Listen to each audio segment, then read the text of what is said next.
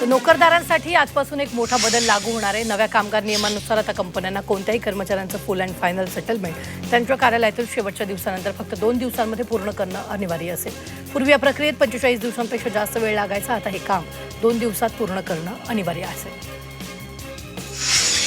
Reserve bank लवकरच bank खाती portable करणार आहे, ज्यामुळे सिम कार्ड प्रमाणे तुम्ही बँक खातं पोर्ट करू शकता।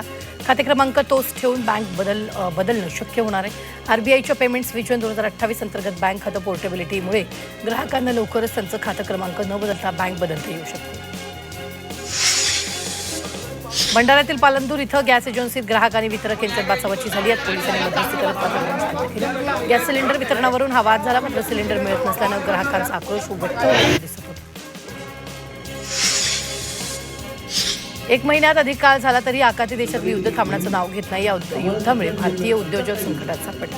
अंबरनाथमधील उद्योजकांनी शासनाकडे मदतीची मागणी केली। उद्योजकांचं प्रतिनिधित्व करणाऱ्या आमा संघटनेनं याबाबत जिल्हा उद्योग केंद्राला सविस्तर निवेदन दिलं।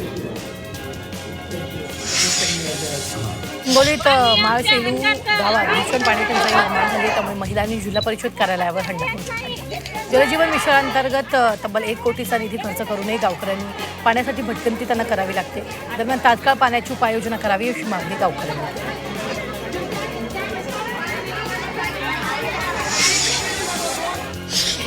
मुंबई महानगरपालिकेने मालमत्ता कर संकलनात यंदा जोरदार मुसंडी मारली। 7,341 कोटींचं लक्ष असताना तब्बल 7,534 कोटींची वसुली करण्यात आली।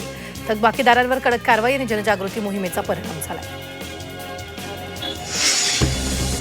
आजपासून टोल प्लाझा कॅशलेस झालेत। वाहन चालकांना फक्त फास्टॅग वापरता येणार आहे, तर यूपीआयद्वारे टोल टॅक्स भरता येणार आहे। तसंच टोलसाठी जादा पैसेही मोजावे लागणार। आजपासून देशातील सर्व टोल नाके कॅशलेस होणार आहेत, तर या नव्या नियमामुळे आता वाहन चालकांना केवळ फास्टॅग किंवा यूपीआय पेमेंटद्वारे टोल टॅक्स भरण्याची सुविधा मिळणार आहे। पुण्यातील मुळामुठा नदीपात्रावर सीसीटीव्ही कॅमेरे बसवले जाणार। जवळपास 168 ठिकाणी कॅमेरे बसवण्यात येतील। सध्या 14 ठिकाणी कॅमेरे कार्यान्वित झालेत। आपत्ती व्यवस्थापन करण्याबरोबरच नदीपात्रावर लक्ष ठेवण्यासाठी कॅमेऱ्याचं जाळं उभारण्यात येणार आहे। हनुमान जन्मोत्सवानिमित्त स्वराज्य फाउंडेशनतर्फे मशाल यात्रेचा शुभारंभ करण्यात आला। छत्रपती शिवाजी चौकातून मशाल यात्रा काढण्यात आली।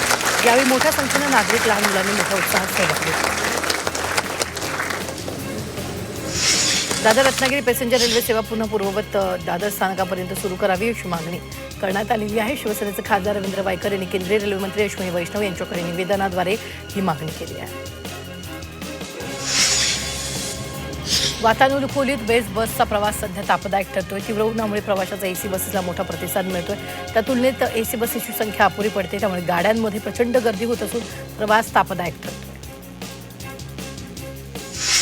पश्चिम रेल्वेच्या मुंबई विभागानं सुरू केलेल्या smart assistant and refund access link परतावा सेवा अभियानांतर्गत डिजिटल रिफंडच्या 370 तक्रारी प्राप्त झाल्या। त्यापैकी सर्वाधिक तक्रारी लोकल तिकिटांच्या असून मेल एक्सप्रेस आणि पासच्या बुकिंगच्या आहेत। यामध्ये 251 तक्रारींचा निपटारा झाला आहे, तर उर्वरित 119 तक्रारींचं निरसन सुरू आहे।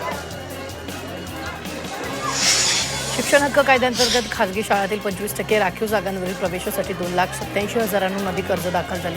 यंदा या अर्जांमध्ये घट नोंदवण्यात आली, तर आता या पुन्हा मुदतवाढ दिली जाणार।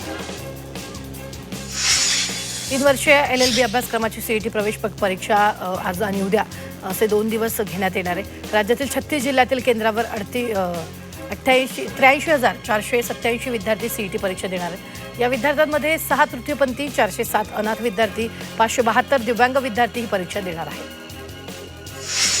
राज्यावर आसमानी संकट ओढवलंय पावसाचं। हे आसमानी संकट पुढील 5 दिवसात आणखी तीव्र बनणार असल्याचा सावधगिरीचा इशारा हवामान खात्यानं दिला। या पार्श्वभूमीवर 19 जिल्ह्यांना येलो अलर्ट जारी करण्यात आला, तर काही ठिकाणी गारपिटीचा अंदाज वर्तवण्यात आला। साताऱ्यातील खंडाळा तालुक्यात वादळी वाऱ्यासह मुसळधार पाऊस झालाय। वादळामुळे पारगाव खंडाळा येथील दुचाकीवर झाड कोसळल्यानं वाहनांचं मोठं नुकसान झालंय। दरम्यान जिल्हा प्रशासनानं नागरिकांना सतर्कतेचं आवाहन केलं आहे। राज्यातील अंगणवाडी सेविका आणि मदतनीस सध्या मोठ्या आर्थिक संकटाचा सामना करतायत, कारण केंद्र सरकारकडून दिला जाणारा हिस्सा थकलेला आहे। मानधन मिळत नसल्यानं सुमारे 1.5 लाख कर्मचाऱ्यांची आर्थिक कोंडी झाली आहे। गेल्या 3 महिन्यांपासून केंद्राचा हा निधी मिळालेलाच नाहीये। यात कामाचा डोंगर, जबाबदाऱ्या वाढतायत, मात्र मानधन थांबलंय।